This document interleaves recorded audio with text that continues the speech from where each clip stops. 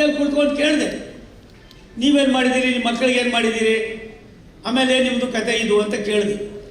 ಅವ್ರು ಒಂದು ದೊಡ್ಡ ಮಾತನ್ನು ಹೇಳ್ತಾರೆ, ನನ್ನ ಮಕ್ಕಳು ನಾನು ಏನು ಮಾಡಿದ್ದೀನಿ ಅದು ನೋಡೋಕ್ಕೆ ತಯಾರಾಗಿಲ್ಲ, ಅವ್ರ ಅದ್ರ ಜೊತೆಲಿ ಬರೋಕ್ಕೆ ತಯಾರಾಗಿಲ್ಲ, ಅವ್ರದ್ದೇ ಆದಂಥ ಜೀವನವನ್ನು ಅವ್ರು ನಡೆಸ್ತಾ ಇದ್ದಾರೆ.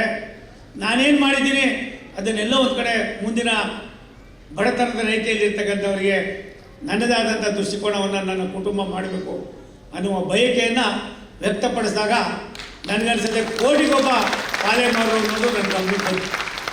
ನನ್ನ ಅವರ ಆತ್ಮೀಯತೆ ಸುಮಾರು ವರ್ಷದ 3-4 ದಶಕಗಳ ಒಂದು ಆತ್ಮೀಯತೆ.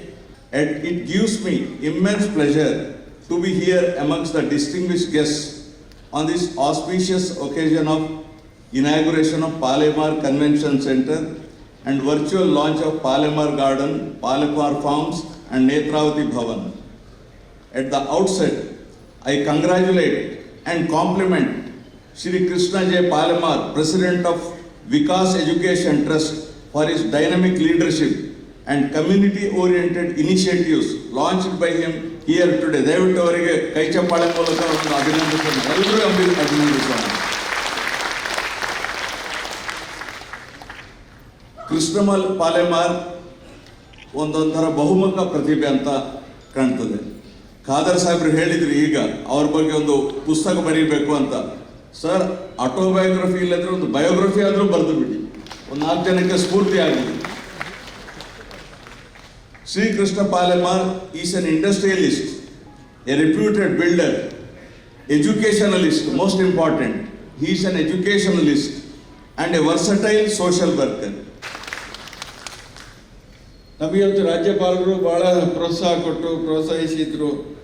ಒಬ್ಬ ರಾಜ್ಯಪಾಲರನ್ನು ನಾವು ಕರ್ಕೊಂಡು ಬಂದು ಇಲ್ಲಿ ಕೇವಲ ಪಾಲೆಮಾರ್ ಕನ್ವೆನ್ಷನ್ ಸೆಂಟರ್ ಉದ್ಘಾಟನೆ ದೊಡ್ಡದಲ್ಲ, ಅವರಂಥ ಘನವೆತ್ತ ರಾಜ್ಯಪಾಲರು ಮತ್ತು ಒಬ್ಬ ನ್ಯಾಯಾಧೀಶರಾಗಿ ನನಗೆ ಬಹಳ ಒಂದು ಆತ್ಮೀಯ ಮತ್ತು ಅವರ ಪರಿಚಯ ಆಗೋದಕ್ಕೆ ಮೊದಲೇ ನಾನು ಅವರ ಫ್ಯಾನ್ ಆಗಿದ್ದೆ.